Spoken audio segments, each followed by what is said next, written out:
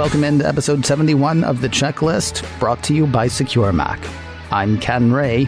I'm Nicholas Raba. And I'm Nicholas Tacek. What day is it when you are? That's the thing about podcasts. There's no telling when people will find them, download them, listen to them. For you, it could be the middle of July or January 2023. When we are, though, it is the start of a new year. Checklist number 71 is being recorded in the first week of 2018 and published in the second week of 2018, making this an excellent time to talk about 2017. It's the Checklist 2017 Security Year in Review, Part 1. It's hard to cover everything in one show, so we're not going to try. This week, we're recapping some of the biggest Mac security and iOS security stories in 2017. You know, the problem with doing a daily Apple News podcast, tons of stuff happens almost every day, and you start to forget a lot of what happened. Like, I'm seeing topics here, and the names are familiar, but I have lost a lot of the detail. So please, gentlemen, if you will, jog my memory on 2017's Mac security threats. Well, yeah, 2017 saw a rather large number of different threats targeting macOS. We're not going to go over every single one of them, but we'll hit on kind of the major ones. First of all, there was the fruit fly backdoor, and that was discovered all the way back in early January 2017, and it appeared at the time to be purpose-built for corporate espionage. It contained code to capture screenshots and access the webcam on an infected Mac. It had ways to map out and connect to other devices on the same network, basic remote control functionality, additional capabilities to communicate with a command and control server. It could do a lot of different stuff, and that was kind of the first of a long line of Mac malware that would be discovered. The next one, Mac Downloader, was discovered in early February 2017, and it targeted the defense industry as well as a human rights advocate. And its primary purpose appeared to be stealing information from infected Macs, including the user's keychain, their username and password for the Mac itself. Remind me, Mac Downloader, I mean, it sounded scary, but I mean, it really was targeting, I mean, as you say, it was really targeting specific individuals, wasn't it? Yes, I believe it was like Iranian, very specific threat. Like, so it was definitely for targeted attacks. This was not something that everyday users would be ending up with, unlike some of the other malware that did come out later in the year. It almost seemed like about half these attacks against the Mac in 2017 were very selectively targeted, and then the others were kind of more of a shotgun approach where it was just, hey, let's try and infect as many people as possible. So the Mac Downloader is definitely one of the lower risk threats for most people. But with the selective targets like that, I mean, don't those usually last like longer before becoming detected? Yes, that's generally how it is. When you have a piece of malware that's been tailor-made to infect a single individual or a single organization, it's usually built in combination with spear phishing. So you're going to target them with a phishing campaign that's really well researched, and you really know your target and have a higher chance of getting an infection. And usually the way that these things are detected isn't by existing anti-malware or antivirus software, because that software doesn't necessarily know about this threat, and these threats are usually more complex and sneaky. It usually just happens to be that a user will notice something's a little weird, and they'll call in an outside security firm to do a more in-depth investigation. That's usually when these things are discovered, or if the bad guys happen to make a mistake. That kind of gets them noticed. But a lot of times these kind of threats can actually, they can go on for months or years. I mean, this particular one, Mac Downloader, was discovered in February 2017. But, you know, it could have been out there. Targeting different people. Exactly. And Fruit Fly, for example, that one did appear to have been, it had a lot of older code in it. Like, I mean, code, I guess, when Apple releases a new operating system, they give developers new ways to do things. You can kind of tell how old some code is by looking at the way it's trying to do stuff. And Fruit Fly, for example, was using some really old techniques to do stuff like take the screenshots and everything else. And so that made security researchers kind of go under the assumption that actually has been around for a while, completely undetected, before it was finally discovered. I'm curious, we got a lot more to get to, but I'm curious, one more thing. When you say older techniques, do What are we looking at there? Are we looking at people who don't really know what they're doing as far as being state of the art, and so they're relying on old tricks? Are they using old techniques, relying on the target to not be up to date on security stuff? Or are the techniques so old that people don't even guard against them anymore because nobody's done that since 98? I should clarify there. In that case, it wasn't anything malicious in terms of techniques. I believe it was the way to call the computer command to take a screenshot. Apple, there's newer ways which, as a developer, you can basically do like a one-line piece of code. Take a screenshot, essentially, is what it does. You don't have to do any sort of extra stuff. But in the past, you had to do more work as a developer, specifying graphics, context, and some other lower level stuff. And as the years have gone by, Apple's made it easier for developers to do stuff like that. So in that case, it was either a situation where the person had developed it a long time ago before these new code calls and commands were available in the first place, or they were referencing older developer documentation or older code. But I mean, in that case, it was old enough that it looked like it might have been from a piece of malware that had been developed years ago and had just been maintained throughout the years. But because the core functionality still worked, there was no reason to update it to the newer stuff, as it were. But in that case, it was not anything malicious that was would raise red flags as far as this is a piece of malware. It was just code to take a screenshot, and you have plenty of non-malicious apps that need that capability. So that's not something that's necessarily going to flag something as malware.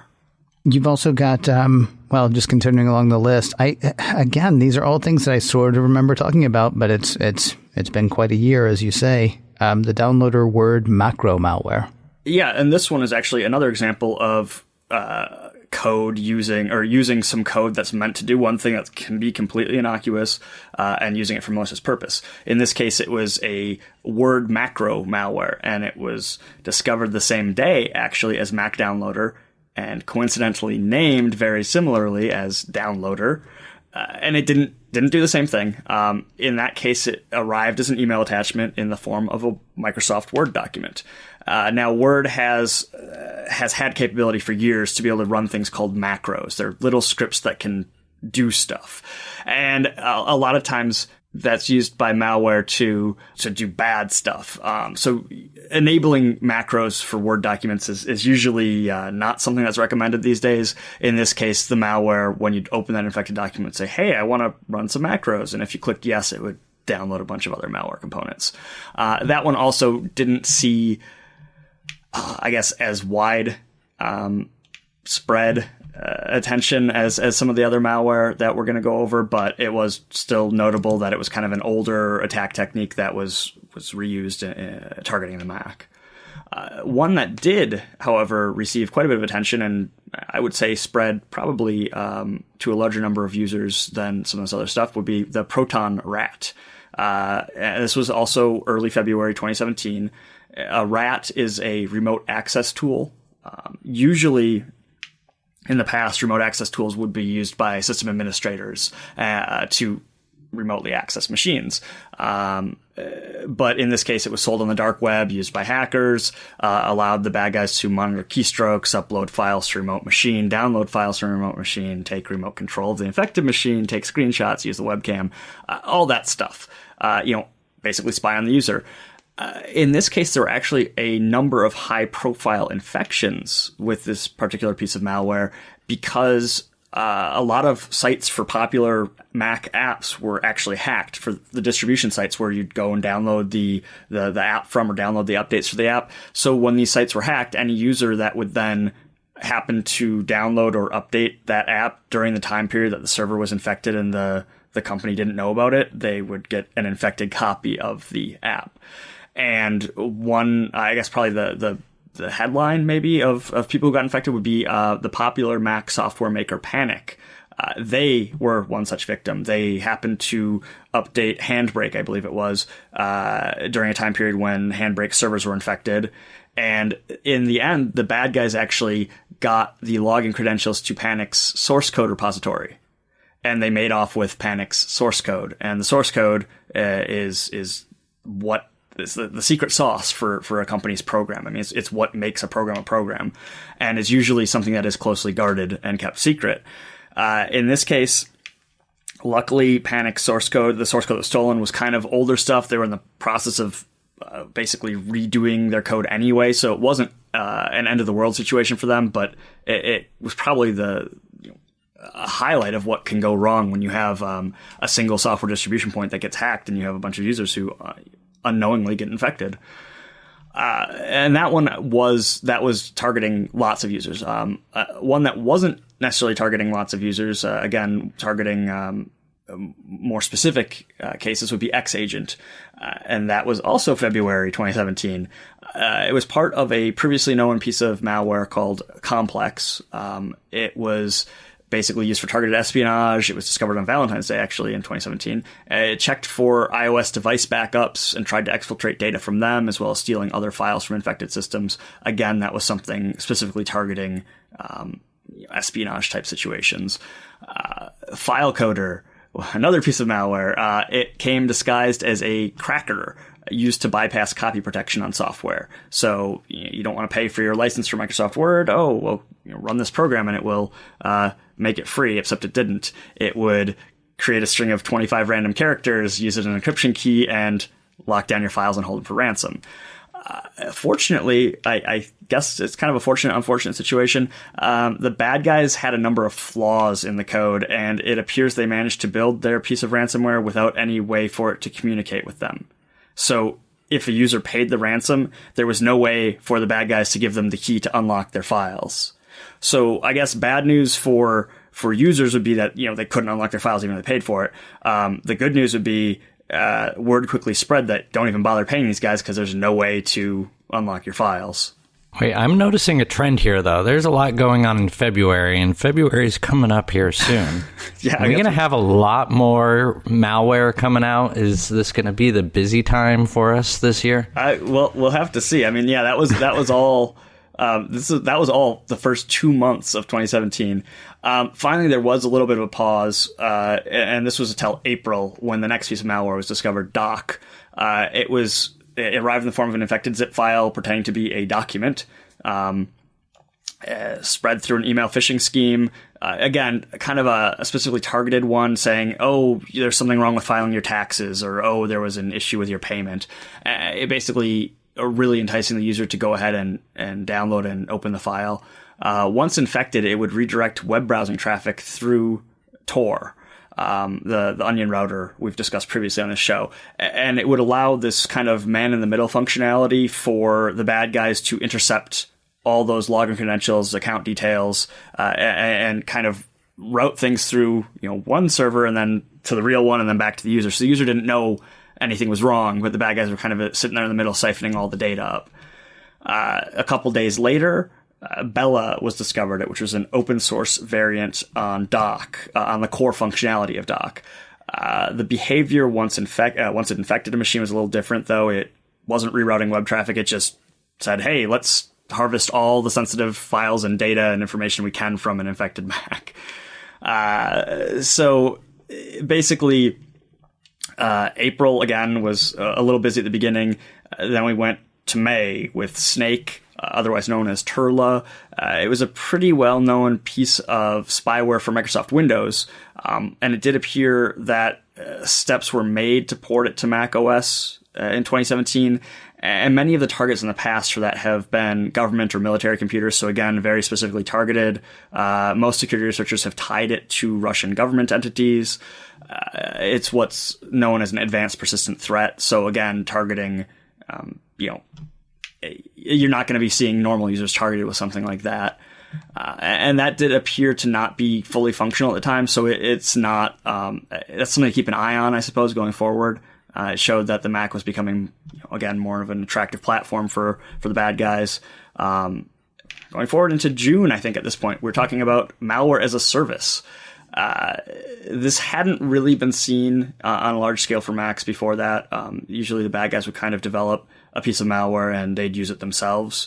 In this case, on the dark web, there's a piece of spyware called MacSpy, being sold as a service. Hey, it's an undetectable piece of spyware. You can buy a license from me, the hacker, and I'll supply you with this undetectable piece of spyware.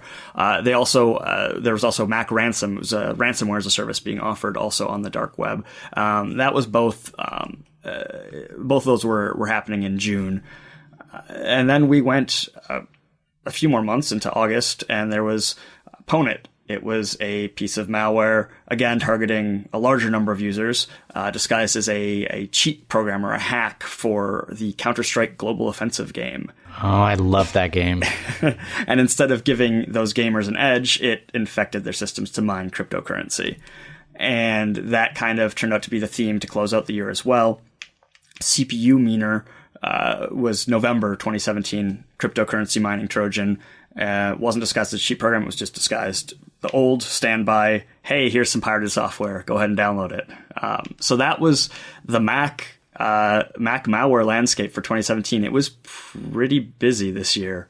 So it'll definitely be interesting to see where things go into 2018. Even down to your local newscast these days, we're hearing more and more about cryptocurrency. The kids are crazy for the Ethereum, the Bitcoin. And when I say the kids, I mean, millionaires and hedge funds and all kinds of people are actually, getting the cryptocurrency craze, let's say. We've talked about cryptocurrency here as well, but I got to ask really quickly. So somebody downloads something and then you say it's now mining cryptocurrency. Remind me why that's a bad thing for me, because obviously I don't have any cryptocurrency. So when you say mining cryptocurrency, they're not taking it from my computer because I don't have any. This is the kind of thing where somebody is using the resources of my computer my computer, we'll say right now, because we're not to iOS and other things yet. It's just that they're using like my CPU to do that? Yeah, so they're using your computer's resources to mine cryptocurrency and then send it to themselves. So it's going to slow down your computer. It's going to use up your computer's memory. Your programs will run slower. Your computer will be sluggish. Obviously, you don't even want somebody else's code like that running on your system in the first place. Right. Mining cryptocurrency, I guess, is one of the better things, I suppose, that could happen if you were infected with something. They're not trying to steal your credit card details, at least. But yeah, it's gonna impact your the usability of your computer. You're gonna encounter slowdowns, and you won't be able to browse the web as fast. And your computer, you paid for your computer, you're paying for the power, you're paying for your internet, and they're kind of siphoning all that from you. So that's what happens in those situations. That stinks. I remember when they first, you remember the whole SETI thing where it's like, hey, if your computer's going to be sitting there anyway, why not let us use some of the unused processing power to Whatever happened with that project? I remember doing that as a kid too. Those are still going on. But I mean, that's sort of like a neat version of the kind of thing you're talking about. So that's something we'll have to talk about in the future too on a show, is that cryptocurrency mining ads are becoming a thing on shady and non-shady websites, where basically an ad will sit there and it will be mining cryptocurrency, very minuscule amount of whatever random currency, but when you have however many ads being shown to however many users across the web, it can add up. So that's something to keep an eye on going forward. I'm pretty sure we'll be discussing that in the future. It's like a big botnet. Yeah. So the question about the CPU miner, though, were they just totally maxing out people's computers, like becoming unusable, or was it during like downtime where people wouldn't really notice what was going on? I'm not actually positive on that. That would be something, if you're a bad guy just basically developing malware, that would be something, to keep yourself hidden from the good guys. Don't run when the user's going to notice. And I know other malware has limited its behavior when it thinks it's being watched. I'm not sure in that particular case, though. So, as central as the Mac is to the lives of many of us, iOS devices, iPhones in particular, are definitely more prevalent. Part 2 of today's part 1, we're actually going to be looking at iOS security threats. iPhones tend to be safer than a lot of phones out there, certainly, but iPhones and iPhone owners do have security concerns. So let's hit some of the big ones we came across in 2017.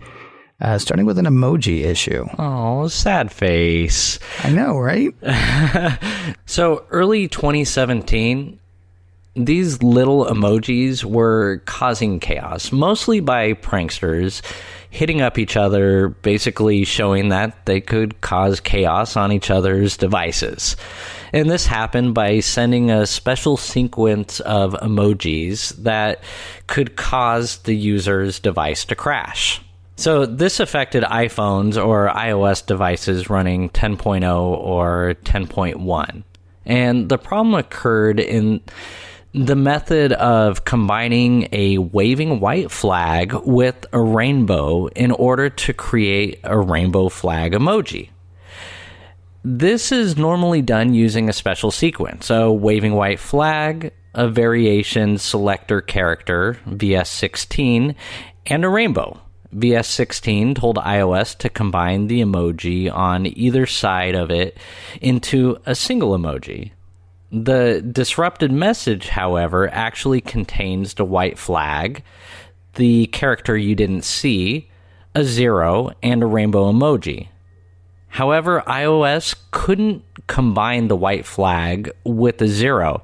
The result is that the device receiving the text would instantaneously lock up, even if you never open the text. Fortunately, the problem resolves itself after a few short minutes, but a prankster sending the message over and over, however, could cause significant disruption. Deleting the message will stop the problem from reoccurring. And the fix, Apple, of course, updated the OS to address the issue in 10.2. But I could tell you that a lot of people were affected by this. I mean, it was one of those, cool, did you see what just happened? No, really.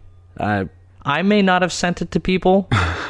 I mean, or, my brother-in-law. Mm-hmm. It may have been kind of funny. Just, we were sitting around the table. Did you see this? See, I was going to ask about that. So is it the kind of thing, so like somebody sends it to you, ha ha ha, very funny, your phone reboots. Can you then just copy and paste that sequence, or could you, because it's been fixed since then, to somebody else? Yeah, just copy and paste without actually even knowing what you're doing. I mean, it's sort of like it goes from somebody was clever at one point to we all just become sort of like script kiddies and just like, copy paste and ha ha ha. Yeah, because after that, he sent it to all of his kids, and then suddenly you hear a whole bunch of children in the other room sounding really pissed off, and, right. Some chuckles going on. Yeah, it's like throwing a rock in a pond, though. I mean, the ripples just go out and out and out, because then they can send it to their parents and all of their other friends, and all their other friends do it, and it's like that shampoo commercial, but worse.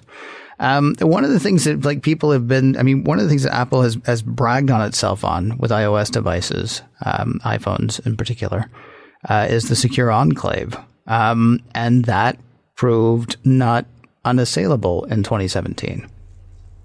Yeah. September 2017, a hacker named Zerub figured out how to gain access to extract the key used to decrypt some of the information inside the enclave. The technology used to store your fingerprint data, Touch ID, on iPhone 5, 6, until they moved over to Face ID stuff. While the iPhone's fingerprint scanner and its associated Touch ID functionality provide a wealth of convenience to users, it also brings some unique security challenges. Biometric data is one of the most personally identifiable and irreplaceable types of information out there. While someone who steals your fingerprint data may not be able to unlock many doors right now, that doesn't mean it'll always be the case. As a result, Apple put serious efforts into developing the method for securely handling the verification of fingerprint data. The result was Secure Enclave. Your phone's operating system will send the data from the sensor into the Secure Enclave, but it can't read anything the Enclave processor does. The unit compares secure fingerprint data with the known records while using strong encryption. All this involves many complex security key exchanges. So as much as Apple works on it, you're saying somebody actually sort of snuck through or passed or over? Yeah, the hacker carefully inspected the communications between the Touch ID sensor and the Secure Enclave processor. By digging deep into the software used for these digital discussions, he was able to create a tool that could extract the encryption key used during one step of the process. Having the key would potentially allow for the decryption of the resulting data. So, I mean, what does this all mean? For now, there hasn't really been much of a concern. This research, it's still going on, early stages. And as far as we know from his research, it's still not currently possible to develop an effective attack using the key.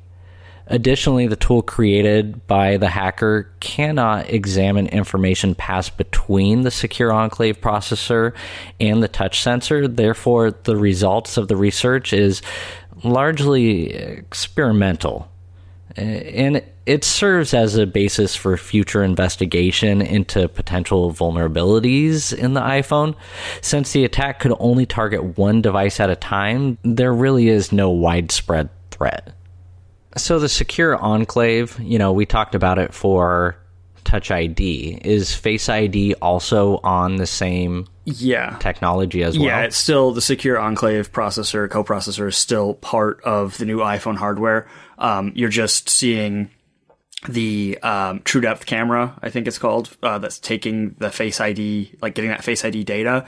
It's sending that data to the Secure Enclave rather than a Touch ID sensor sending its data to the Secure Enclave. So it's essentially replacing the input device with something else. But what about all these other apps using the technology for the depth? I mean, collecting the information, utilizing that, isn't that kind of part of your biometric data, like your face structure? Yeah, that's actually been kind of a point of contention among privacy advocates and developers who are using that new technology, is that yes, Apple does allow you to access some functionality in the True Depth camera, and there is some concern there, but because I guess Apple's stance on it right now is because there's no real way to take the data you would get as a developer from that camera and translate that into some sort of way to trick Face ID, that they're not viewing as a security issue. Because yes, you might have that data, but you can't use that data to kind of go the opposite direction, use it to unlock the phone, if that makes sense. I feel like about a year from now, well, maybe a little bit less than a year from now, we should plan to take a look back at Face ID and the security questions around it. I'm not saying the whole thing's a mistake. It's just there have been weird things. Like over the past few weeks, we found out that you can't use Face ID to authenticate purchases on a family plan. We, of course, also have had the stories where somebody has made a mask that supposedly can, disrupt Face ID, or somebody's kid can do that. And we've talked about this a few times, too, where it's like the kid's trying to unlock it with Face ID. They quickly show it to their parent. The phone is seeing both faces, and so it begins to recognize the kid as well as the parent. I'm not saying there's anything wrong with Face ID. I'm saying it is so early in the game, and there are still so many questions. I think it's going to be worth a security look, maybe a little bit down the road. So what's going to be the next thing? I mean, we had the fingerprints, we have Face ID. Are we going to evolve to something else, or is it going to go back to passwords? Are we just going to reset the passwords? Well, on Star Trek Discovery, they use their breath. Huh. I'm not kidding. They blow into a sensor, and that gives them access to, a place they're not supposed to have access to, which sounds like a terrible idea. It just sounds like an absolutely. It could double as a breathalyzer and stop you from sending inappropriate pictures if you're intoxicated. Oh my gosh, that would be very useful. Now it sounds like a wonderful idea. No drunk dialing. There you go. Yeah, I am curious about what you get up to when you've been drinking, but why don't we go ahead and move on? Phishing attacks. in iOS. Phishing attacks everywhere, but since we're talking specifically about iOS, let's talk about iOS. Yeah, we're all used to pop-ups in iOS. And there was a demonstration in 2017 of a phishing attack that mimicked the pop-ups built into iOS. The good news? So far, this is just proof of concept. No known instances have been spotted in the wild, but there were more phishing attacks on the iPhone.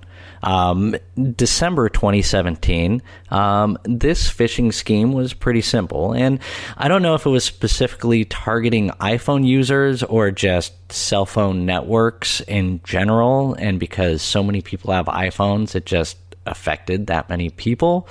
But users received a phone call which appeared from a local Apple store. The bad guys use call spoofing to disguise their phone number, replacing it with one that'll turn up as a trustworthy result if a user searches to see who wants to speak to them. Upon answering, the user hears a pre-recorded message that informs them that their iPhone has a virus or some type of malware. It then directs them to press 1 to resolve the issue, at which they're connected with the scammer who masquerades as an Apple employee. The employee would then explain the threat and then tries to encourage the user to connect their phone to their computer. At this stage, they begin giving directions that could allow them to access your device or your computer's information. Needless to say, there's nothing legitimate about this phone call. And it's pretty easy to figure out. Apple's not going to be calling you. So if you receive one of these calls, just kind of disregard it. I mean, you know if you have billing issues in Apple or if your credit card expired, because when you log on to iTunes, it tells you your credit card expired.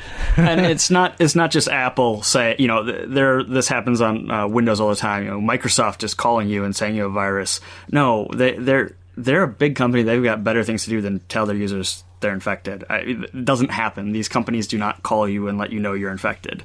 Wouldn't that be nice, though?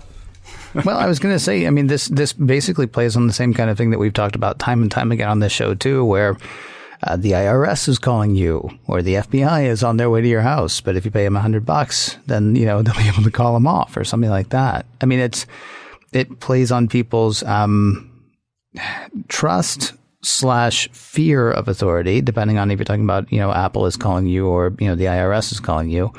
And it also plays on their ignorance on how the things work. Not to call anybody ignorant, but I mean, if you don't know that Apple won't call you, you might just think, wow, Apple customer service is amazing. I didn't even know my phone was infected. And they called me and they told me, and all I had to do was pay them $500. We really care. Exactly. They're the caringest company in the land. I believe you begin to see why we've actually split our recap of security issues in 2017 into two parts. Next week, we are going to be talking about Apple security wins, because there were some, Apple security fails because, there were some of those too, as well as some supersized security threats that affected tons of people in 2017. If you would like to revisit some of the stuff that we've hit so far, though, we would love for you to visit our website. The website is securemac.com/checklist. And do me a favor, tell a friend or family member about that site as well. And not just because we want more people at the site. I mean, we do. But also because, there's just a ton of great tips. We've been doing this show for close to a year and a half as we record this. And we've covered a lot of great things that a lot of people would benefit from knowing about. Ways to keep you and yours safe. Yeah, from a digital standpoint. securemac.com/checklist is the website. If you have a question you would like to ask or a topic you'd like to hear us hit, we have an email address that we would love for you to use, checklist@securemac.com. That address again is checklist@securemac.com. And if you can't remember that, please do remember this. You're listening to The Checklist, brought to you by Secure Mac. And we'll talk to you next week.